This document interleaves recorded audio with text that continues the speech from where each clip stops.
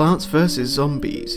In my opinion, an absolute masterpiece of game design that still holds up to this day, as evidenced by the fact that I've been playing it pretty much non-stop for the last 2 weeks. As a result, I have formed some opinions about various aspects of the game, including the plants, the things that you place down on your lawn to stop the zombies from eating your brains. We're going to be ranking all the plants from the worst to the best in a tier list format, classic.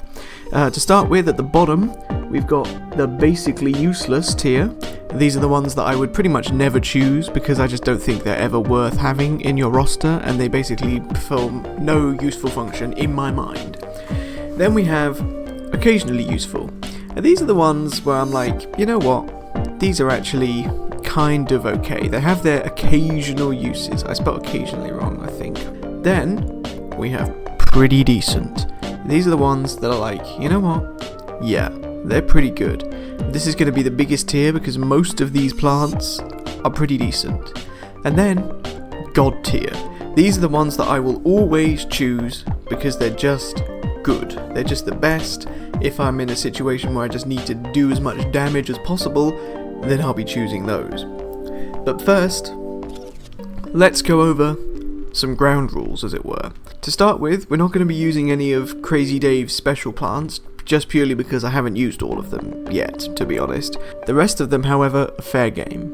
And we're going to do this from bottom to top. So we're going to do the worst plants first, and move up to the God tier plants. And I think with that in mind, we should start with the worst plant of them all. Let's put it into the bottom tier now. The marigold.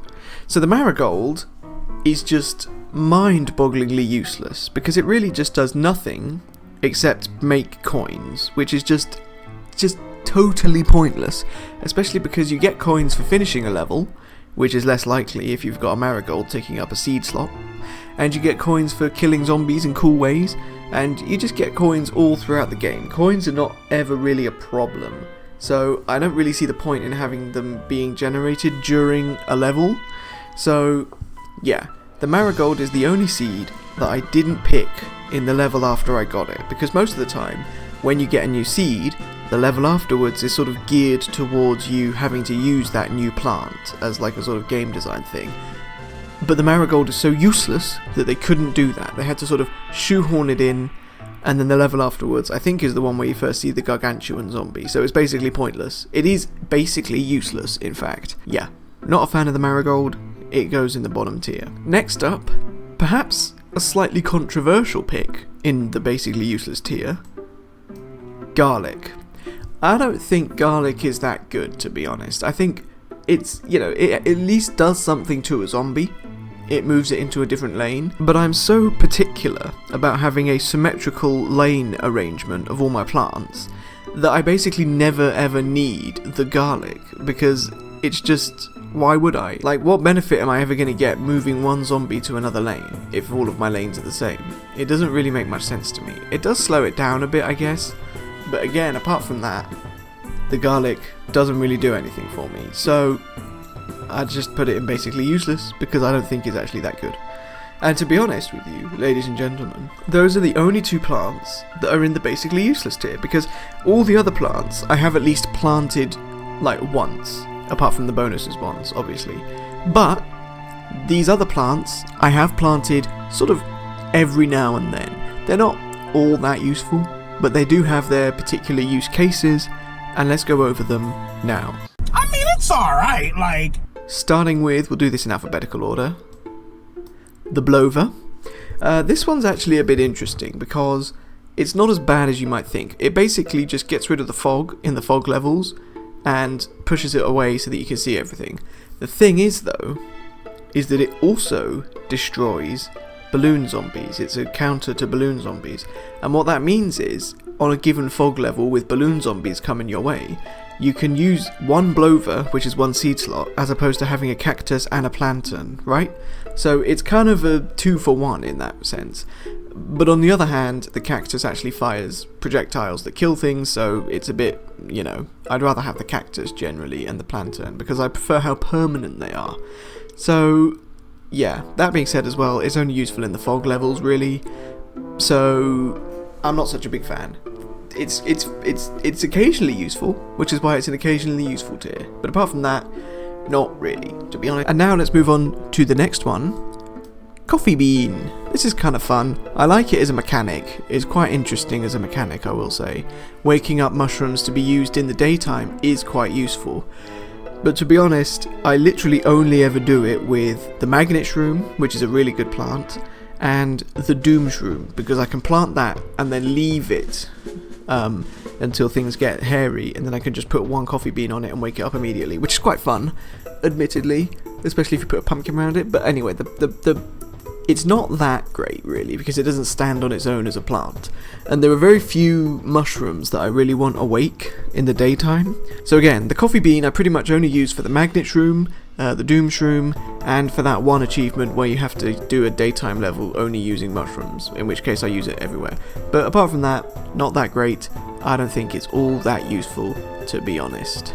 Next up, we have the Gravebuster, which I think you'll all agree, yeah, it's very, very specific. There's only one set of 10 levels where you actually have graves, so for that, it's really good, but for everything else, it's pretty much pointless. Like, you can't even plant it on stuff that isn't graves. But it is useful for graves.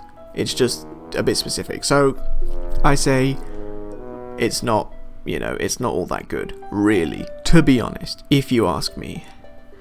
Now, let's see what's next. I think we'll go with this next, the aforementioned Plantern. Again, it is good for the fog. I like it in the fog. I actually prefer it to the Blover, as I've said, because it's more permanent, and I kind of just like the design of it. It looks cute. I just like it. You know, some of these plants I just like. All of the ones up until here, I haven't really liked the design of that much. I guess the Gravebuster's quite cool, but I hate the way the garlic looks. Look at it. But yeah, the Plantern, I really like the way it looks. It's really cute. It's really fun. It's really good. But yeah, that's kind of. It's only good at clearing the fog. It's not offensive at all, so it goes in this tier because it's only again useful for like 10 levels. So whatever, that's fine. It goes there. Let's see. Okay, yeah. Let's put down. Okay, next up, the Split Pea. Now, I think the Split Pea is kind of rubbish, to be honest, because it's supposed to be a sort of, you can fire behind you with a repeater. And I think design-wise, they did quite a good job putting the eyebrows on, so you can kind of get that instinctively. That's the only thing I like about the design, though. I think it looks kind of horrible. And the problem with the Split Pea is, it is only useful against the mining zombie, which goes under the ground and pops up behind you and then goes backwards, which, to start with, is not very threatening, because it doesn't eat your brains. It can never eat your brains, because it goes the other way. And on top of that, the Split Pea, it doesn't kill it fast enough to stop it eating your first sunflower. So it's kind of pointless, because you're always going to lose your sunflower. So it's just like, I've planted a Split Pea, why have I lost my sunflower? It just seems kind of pointless. And also, if you have any magnet shrooms at all, the mining zombie is immediately countered. So you basically don't need it when the mining zombie is present as soon as you get the magnet shroom. But I mean, it does kill the mining zombie if you don't have magnet shrooms. And mining zombies do turn up in the daytime sometimes, on some like mini games, I think. So it's not awful. It does have its function. It is also still a pea shooter at the front, which is not bad because the pea shooter is goated. But still, yeah, could be much better, I would say. Not fantastic, but it is what it is. Okay, next up, I'm going to put this one down, the Starfruit, because I don't really get what the Starfruit brings to the table necessarily. I mean, I know it fires in multiple directions, which is very, very nice, but you can't really sort of aim it, right? So it's not very kind of consistent. Like with a pea shooter, that's going to fire down the lane all the time, and that's the way that the zombies go. So they sort of meet in the middle and it's constantly doing a damage. Whereas with the Starfruit, it seems like all the zombies around it seems like it's got quite narrow lanes of attack in pretty arbitrary directions. So the zombies walk into the lane of attack, it takes like 3 hits of damage, and then it just walks out of it again, and it's fine. I think it's an okay support fruit, right? A plant, I should say. It's an okay support plant. Have a few of them here and there, It's quite fun to have them in like the conveyor belt levels, like the raining one or the stormy one.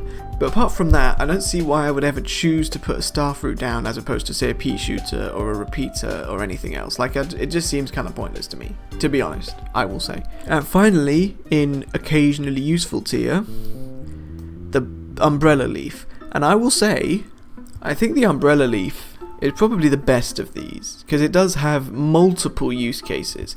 It protects you against bungee zombies, which are extremely annoying, so that's good. It protects you against the basketball catapult zombies, which are also exceptionally annoying, so that's good. But it doesn't really do anything apart from that. So it goes in occasionally useful, because it is occasionally useful. But again, they introduced it quite late in the game because there's not that many things it can do against. I don't know if it works against the gargantuans throwing imps, or if it works against, what else is there, the pogo zombies? I don't know about that. So if it does combat those, then it's even better. But if it doesn't, then it's occasionally useful, which is why I think it belongs. Okay, so with that done, we move now to the biggest tier of them all, pretty decent. Nice. Again, because this game is well designed, most of these plants end up in pretty decent tier. So we're going to get it started over here with the cactus. Now, I like the cactus because it's basically just a pea shooter. Also, I like the design. I don't know why, I just like the design of the cactus. But it's basically a pea shooter, which I consider the sort of golden standard of a projectile attack. 100 sun for 1 damage per round is a pea shooter. This is 125, and you're paying only 25 for the ability to kill balloon zombies, which is pretty good. I quite like that. I think that's a good trade-off. So I'm a fan of the cactus. I think it's pretty decent. It's worth choosing, I would say, over the blover, personally, because again, the blover doesn't do anything to the other zombies, whereas the cactus is still like a good offensive thing. So I quite like it. Next up, I'm gonna put the chomper into sort of A tier here, pretty decent. The chomper, I think the weakness with the chomper is that unlike other sort of emergency or like super massive damage plants, it can only do 1 zombie at a time, and it's quite vulnerable afterwards. Admittedly, the sort of the other way that you know, the sort of positive side of that is that it's permanent.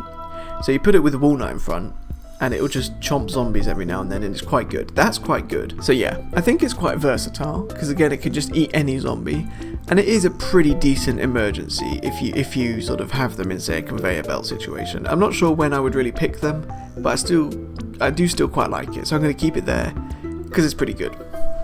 Next up on the pretty decent, tell you what, let's just put down the plant pot, because this is just what you put to plant plants on the roof. You know, you need it. It's not super exciting god tier, but it is very useful, so I'll put that down. And just for the sake of sort of narrative flow, the lily pad can go next to it, because it's exactly the same thing, but with the pool. Arguably, the plant pot is more useful because there's more, you know, there's more roof tiles than there are pool tiles, I guess. So it's more useful, but they're basically the same thing. They just make you plant where you can't plant. 25 a piece, recharge very fast, useful, pretty decent, job done. Next up, the fume shroom. It's here because it only really is useful against screen door zombies. Or at least that's what you think. But if you pay attention, you notice it actually does penetrate zombies normally. So if you have a line of 3 zombies, like a normal, you know, puff shroom or whatever will only hit the first one, but a fume shroom will hit all 3 of them at once, kind of like a melon pult. So it is quite useful actually for that. It's a pretty decent offensive mushroom, but again, it has a limited range like a lot of mushrooms. So it's not that great. It's kind of, again, it's like, you know, A tier. I like it, it's good, but a lot of the time I'm going to pick the Scaredy Shroom because it's got the longer range. But that's just me. I still think it's pretty good. Next up, another mushroom, the Hypno Shroom. Again, very useful at turning one zombie against all the others.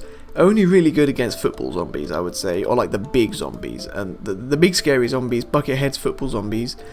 And it doesn't work against gargantuans because they squash it instead of activating it. So it's kind of limited use, but it is still quite versatile. And even if it's just sending one zombie against another one to weaken them up, it's quite useful. It's quite good, quite fun. And I mean, it's even a good emergency shroom to plant at the back. Like, if there's one zombie that gets through, he'll eat it and he won't eat your brains. It doesn't matter if he meets any on the way back. Quite useful overall, pretty good. Next up in the pretty decent tier, the ice shroom. Again, I quite like the design of it, I don't know why. But the ice shroom is good because it freezes everything and it gives you a bit of a time to think and to breathe. And it's quite cheap for what it does. It is quite useful. It's also good in that one invisible zombie minigame because it lets you see where they are because of the little base of ice that forms around their feet. So that's quite nice. So yeah, generally I quite like the ice shroom. It's quite good. I wouldn't pick it over something like a Doom shroom, for example, or something more explosive and aggressive. But yeah, generally speaking, pretty good. Next up, I'm going to maybe be a little bit controversial here, and I'm going to put the Kernel Pult down in only pretty decent. The Kernel Pult is probably the weakest of the 3 catapult plants, but it is still quite good. It's pretty decent, as I say. It's 100, same price as a cabbage pulp, but it has the butter effect, which is quite useful. That is really, really useful. It's just that outside of the butter, it doesn't do that much damage. It does very little damage. So I'd rather have a cabbage pulp in most situations, or I'd rather have a melon pulp because they're amazing. But that's just my opinion. A spur of the moment thing. Kernel pulp is pretty decent. Again, good plants. These are all good plants that I would genuinely consider having in my roster. These ones at the bottom, I wouldn't. I mean, I would never consider these. I'd only consider these if they had a threat that I needed to sort of specifically deal with. These ones I would in most situations. Next up in pretty decent, I think we're going to go for the potato mine. Very, very cheap and a very, very good way of having a backup plan at the back of the field, right? The only trouble is they're quite localized. They're quite sort of a narrow attack, like only the zombies that step on them will get exploded, and they do take time to arm, so you have to plan ahead with them, and they're really slow to recharge. There are certain plants that I consider sort of backup plants that basically just, if something goes wrong, I deploy them and they kill. The potato mine is probably the weakest of the lot because you have to plan ahead and it recharges very slowly, but it's very, very cheap, and having a pole vault zombie pole vault over a walnut straight onto a potato mine is hilarious, and for that reason it goes into pretty decent. Let's see what else we've got. I'm going to be controversial again.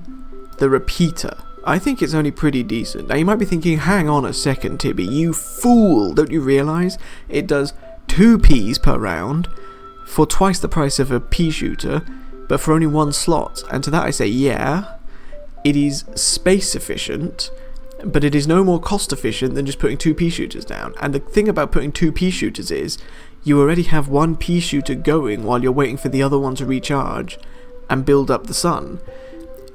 At the beginning of a level, the pea shooter will always be the better option because you can get some damage done immediately. Then, once you've got a baseline defense down, you can start putting the repeaters down. But I almost never choose repeaters because, again, although it's objectively a good plant, like, you know, it hits peas quite fast, that's good, I generally don't bother with them because I don't think they're worth the price, to be honest. Speaking of a pea shooter that is not really worth the price, the snow pea. Again, it slows them down, which is very, very useful, but it only does 1 damage. So for 175, I think it's a bit steep, to be honest. I'm not going to lie. So that's where I'm going to put the snow pea, for similar reasons to the repeater. I think it's good as a sort of mid-level to late-level thing. But in the really big long levels like the Last Stand or Survival, I usually want to go with Torchwoods in the end, and they neutralise the snow pea, so I almost never pick them, to be honest, but they are good, so that's why it goes there. Next up we have Spikeweed. I like the design of Spikeweed, I like the idea. It's basically just passive damage. Of course it's a hard counter to Zombonis, which is quite nice, but it does destroy them. And it just does a little bit of damage. It just does a little bit of extra damage at the beginning that they can't really do anything about, which is, I like it. I like it for that, to be honest. And I like the Spike Croc as well, but obviously we're not doing that right now. Next up, what else are we going to put down here? I'll put the Tangle Kelp in here. I think Tangle Kelp is useful occasionally, on occasion. Again, only really in the pool. That's the main thing, is that it's one of those emergency plants that's only really good in the pool. That being said, there are quite a few threats in the pool that are it's quite nice to get rid of. Dolphin zombies come to mind, diver zombies as well that you can't do damage to until they pop their head up to eat something, and any pool zombies in the final wave that turn up in the middle of your pool, like a bucket head in the middle of your pool. That's quite useful to just slap down a Tangle Kelp and just deal with it straight away. So it is quite useful. But again, it's only a sort of one zombie thing. But then it only costs 25. It's quite cheap. It's a bit potato miney, but you don't have to arm it. It's good. I like the Tangle Kelp, and it deserves to go there. Next up, what else could I put in pretty good? I think that might be it for pretty good. Let's see here. Oh, I'm weighing it up right now, because at the moment the God tier is looking pretty big, and I'm not sure if I want that necessarily. I might change things up a little bit later, but for now, let's have a look at some God tier plants, shall we? It was perfect. Perfect. To start with, we'll do it alphabetically again. Cabbage Pulp actually does more damage than a pea shooter for the same price, although it fires slightly less quickly. But I think it's still better to put a Cabbage Pulp down than a pea shooter in a daytime level, if you've got it, obviously. I think it's more efficient. And also I like the design. I like the thunk that it makes more than I like the thunk of the pea. I don't know if that makes any difference in a gaming context, but whatever. I just prefer the way it feels, the way it looks. Yeah, Cabbage Pulp is kind of goated. By contrast, the way the Kernel Pulp lands, the noise it makes when it lands, is sort of like a sound. It's very light. It's sort of like it's a very, very gentle sound, which is not satisfying at all until you get the butter, and then it makes a sort of wet sound, which I don't really like. I don't know why I'm talking about the sound that they make. That's not relevant at all. But Cabbage Pulp is God tier. It really is. It's just good plant. Next up in God tier, the Cherry Bomb. It has to be, right? Because it's just so useful. It's just so versatile and useful. It's expensive, and it doesn't have quite as big a range as you would expect it to.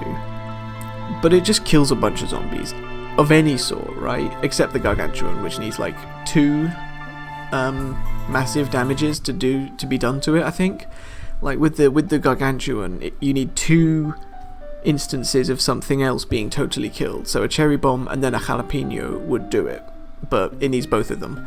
So it is quite tough, the Gargantuan, but the Cherry Bomb is really useful, and you get it really, really early as well, so it stays with you through the whole game, and for that reason, it is God tier. Next up, Doom Shroom, the most sort of comprehensively damaging plant in the entire game, I'm pretty sure. You plant it and it kills almost everything on the board, like everything in all 5 lanes within a certain range. It is ludicrously devastating, and of course it leaves that little crater, which I like as a game design thing, but it's a bit annoying. It's not as expensive as the Cherry Bomb, which is interesting. I don't think it is anyway. I think it's 125. It might be 175, but in my heart I think it's 125, and I'm not going to check. So yeah, I love the Doom Shroom. It's super powerful. It feels super mean and aggressive and angry looking. Look at it. It's just, look at it. Look at it. Just look at it, man. It looks like a nuke. I love it. I love the Doom Shroom. Anyway, next up, Jalapeno, or the Jalapeno if you're stupid. Again, I love the way its eyes are sort of bulging and it's like, again, brilliant design. Wipes out an entire lane of zombies, very useful, and it kills Zombonis and takes away their ice trail, which is also very useful. I think it's better than the Cherry Bomb slightly, because usually when I have problems, I tend to have problems with a single row, I think. Or with like a zombie here or there, and it's more useful to clear out a row than it is to clear out like a cluster across multiple rows. So I generally tend to use the Jalapeno more than I use the Cherry Bombs, plus it's cheaper, and I prefer the design. But yeah, definitely a God tier plant for sure. Next up, the Pea Shooter. Quite literally the first plant you ever get. You don't even unlock it for doing a level because it's available in the first level. Crazy Dave just gives it to you. Does he? I don't even remember. I think you get it. I think you meet the Pea Shooter before you meet Crazy Dave. The iconic plant, 100 sun for 1 damage per turn, is like the standard by which I measure all other Pea Shooters, as you've seen. And it's just good. it works. You just put it down and it kills things. It can kill a normal zombie before it reaches it. It can kill a cone head before it reaches it, I think, just about, if you plant it before the cone head comes along. And it's just, I just like it. Look at the design. It's just so pure and clean and simple and iconic. It is the plant of Plants vs. Zombies. It's just the best. I love the pea shooter. Who doesn't love the pea shooter? Yes, it gets a bit underpowered towards the late game, but that's why you have cabbage bolts and torchwoods. I just like it. Obviously, the pea shooter's god tier. Who's going to argue with that? Next up in god tier, Magnet Shroom. It just deals with so many zombies, it's honestly surprising. Like, when you first get it, you think, oh, it's a sort of one-trick pony, but it's really not. I mean, it deals with bucket heads, it deals with football zombies, pogo zombies, or the ladder zombies, which are really annoying. I think that's it, actually. The mining zombies. That's pretty good. Across a long range of levels, you end up choosing it again and again, because it just works. It's one of the shrooms, again, like I say, it's the only shroom I tend to activate outside of the night, using the coffee bean. So the magnet shroom is really useful across a lot of levels. So the magnet shroom is unequivocally goated. That's why it's the goat. The goat. We love the magnet shroom in this house. And we also love in this house the melon pult. Pound for pound, the most damage for sun that you'll get in the game. Run the numbers, he says in his little description. It's true. And it is. Because not only does it do huge damage to every zombie it hits, it hits many zombies. Like, if you have 2 full rows of melon pults in your level, I don't think anything can really touch you, to be honest. Even the Gargantua would struggle against that. So, yeah, the melon pult is just ridiculously powerful. It's 300, which is very expensive, but I think it fits because it does so much damage. It hits zombies on the rows above and below the one that you're on. So, again, if you have lots of them, you just end up doing an absolutely ridiculous amount of damage across the board. It's wonderful. I love it. I love the melon pult. It's just, it feels super powerful and super deadly, which is obviously what you want. Next up, Puff Shroom. Any plant that costs nothing and actually does damage to a zombie is god tier. And by that metric, let's put the sea shroom up there as well. The puff shroom and the sea shroom, they can both kill a normal zombie before they reach it, even though they've got range limitations, and they don't cost anything. So in the nighttime levels, you just flood the entire thing with puff shrooms, and then you start working on your real defenses, and that'll keep you busy for a long time. That'll keep you safe for a long time. It's just, they're just good, man. I don't know what to tell you. The puff shroom and the sea shroom, they're just god tier because they're free. They literally cost nothing. There are no other plants in the game that cost nothing, and they do their job. They're just good, man. I don't know what to tell you. They're just goated. Yeah. Also, I like the designs. The little, I like them. The sea shroom does take a long time to regenerate, but there's only ever 2 rows of pools, so that doesn't really matter. Next up, another god tier plant, pumpkin. It's so useful to be able to have a walnut that doesn't actually take up another slot on the lawn, but that you can put around a plant. That's so good. That's so cool, man. And also, you can put one of them around a walnut and get like double defense. And also, I like the design. And also, I especially like that in the description for the pumpkin, it makes a reference to Renfield the pumpkin from Peggle, which is another PopCap game. And I love Peggle, as anyone who's been watching my channel for the last 7 years will know. Next up, Scaredy Shroom. Scaredy Shroom is good because it has a long range, and it's basically a pea shooter that only costs 25, which is extremely useful. It's not quite as good because it gets scared when there are zombies nearby, and that does tend to wipe out the rows above and below as well, which is a bit annoying, but if you plant 2 rows of them, then they pretty much deal with anything. I think the majority of nighttime levels you could complete with just puff shrooms and scaredy shrooms and sun shrooms. Like, you don't really need anything else. They're just so good. Yeah. Scaredy shrooms are good. The long range as well. One of the only mushrooms that actually can fire across the entire field, which is why it's so god tier up here. And only 25. It's so cheap. That's so good. Next up, sun shrooms. Sun shrooms are better than sunflowers because they're cheaper. They cost 25 each, and if you can put up with a little bit of time of having less sun, they generate more sun overall, I think, than a sunflower. I think they're faster. So if you have 2 rows of sunshrooms, you are sorted for the whole level, regardless of what you want to plant. Really, really good. They're just good. And I can't be the only one who deliberately tries and makes it so that the final sun, once they've all grown up, is a multiple of 25, so that it's like they were never young, right?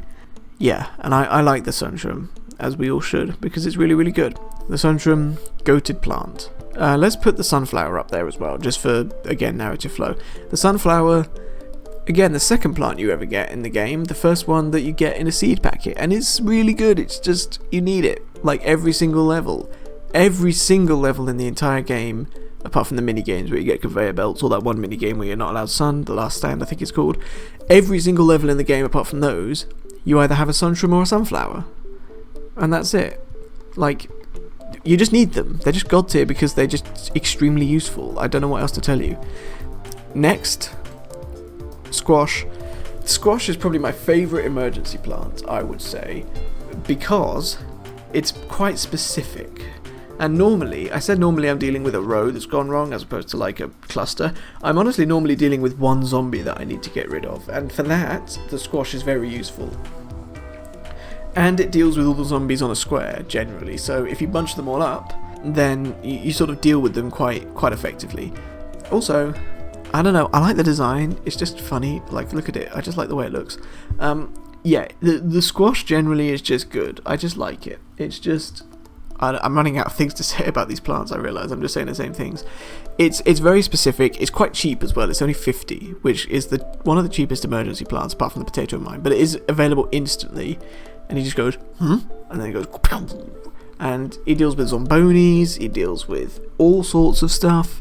I just like it. The squash, the best, in my opinion, the best emergency plant, I would say. Next up, tall nut, and you know what, let's put the walnut up there as well. They're just kind of extremely useful. Maybe I'm gonna put the walnut down there. Actually, I've changed it, but the walnut's not as good as the tall nut. It's cheaper, it's only 50 I think. This is 125, but this just deals with so many things. Pogos and pole vaulters. It's tougher than the walnut.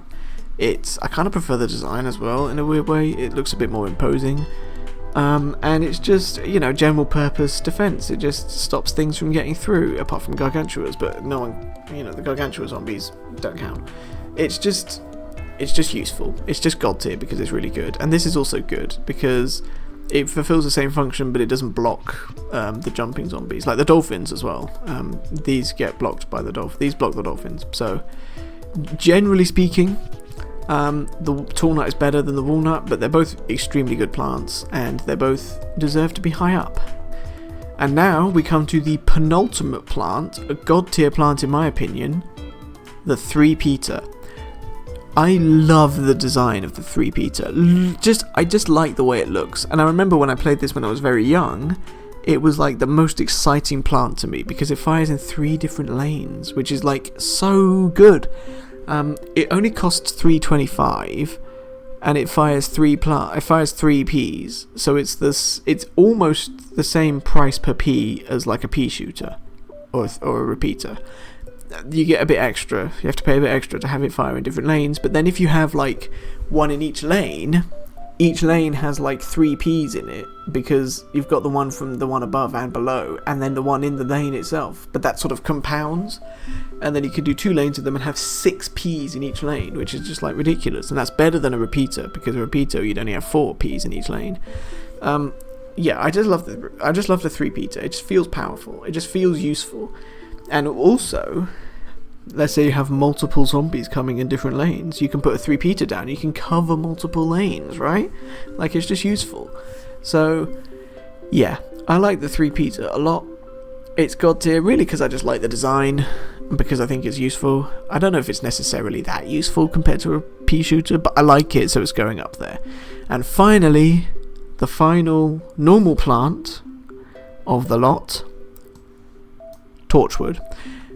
Technically, it's probably not that useful, because it only works on peas, and it defrosts the snow pea thing. It doesn't work on spores, it doesn't work on catapults, it doesn't work on cactus spikes, it doesn't work on starfruit projectiles. But it is extremely cool, and that's the reason it's god tier, is because lighting peas on fire is exceptionally fun and extremely cool, and just having an entire like lawn full of flaming peas doing enormous amounts of damage, again combined with the 3-peter and the like Gatling pea, you can deal an ungodly amount of damage. You can wipe out bucket heads and football zombies like it's nobody's business. It's so fun. It's just the most fun plant, again along with the 3-peter, which is why I love it so much. So yeah, that's pretty much it. I think we're done here. And I'll tell you what, just for fun, let's chuck up the plants that I have used from Crazy Dave's Twiddy Dinkies, the bonus plants that you can buy with money after a certain point. And let's start with another god tier plant, the cattail. It's again extremely good because it takes out balloon zombies like a cactus, but it also seeks. It goes to different lanes. It goes to any lane to wherever the closest zombie is that's a problem. The sort of seeking thing is a bit weird sometimes when a zombie dies, but the spikes go through it to the zombie behind. It doesn't actually hit the zombie behind, which is a bit weird, but whatever, I don't really mind. But yeah, again, like god tier plant because it's just so useful, and also I like the design. Like, look at it. It's a whole cat. I don't know how that makes sense, but I don't know how any of this makes sense, to be honest. Yeah, that's a god tier plant for sure. What else have I used? Gatling pea. I'm going to put it in here because here's the thing. It costs 400 to deploy, right? I'm pretty sure. And it does 4 peas per turn. Now you might be thinking, oh, that's the same as a pea shooter, 100 per pea. But you have to plant a repeater first. So the actual total cost of a Gatling pea is 600, which makes it, I'm pretty sure, the most expensive, apart from the kernel thingy. It's one of the most expensive plants in the game, and I don't think it's that worth it, to be honest. Like, it's space efficient, so you might be good at like the last stand or something, but it's very, very expensive, and I don't think it's really worth how expensive it is, to be honest. And then the only other one I've really used is the twin sunflower, which I'm going to put in god. Is it god tier? I think it's pretty decent tier as well, actually. It's quite expensive. It's 150, and you're doubling the sun, so it's more worth putting down a sun, because that's only 50, and then you've done the same thing for like a third of the price. But it is more space efficient, and space, when you get to some of the levels, like the survival levels and the what's it called, like the last stand, space does matter. So that's where those two would be useful, because otherwise you've got zombies eating walnuts on like literally the second row from the right, and it does get a bit dodgy. But the twin sunflower, I like the design. It's very, very useful, again, because it's double the sun for one space, but it recharges extremely slowly. It is quite expensive. I don't think it's worth being a god tier necessarily. And that's actually it. I haven't used any of the other plants, not in the time I've played it this time. So yeah, that's my tier list. Let me see if there's anything I disagree with at the moment. I don't think so. Yeah, I pretty much, this is the tier list that I agree with. Here it is in full. Let me know what you disagree with, what plants you think should be god tier, which you think are basically useless. And let me know what Plants vs Zombies tier lists I should do in future, whether I should do a zombies tier list, a minigame tier list, just a level tier list, whatever. There's so many different options. So thank you all very much for watching. Sorry there haven't been any videos for a while. I've been very, very busy with university and other things. But yeah, hopefully we'll get back into it a bit more. I need to get some better internet and end up being able to actually stream. But yeah, thank you very much everybody for watching, and I'll see you all in the next video. Bye bye.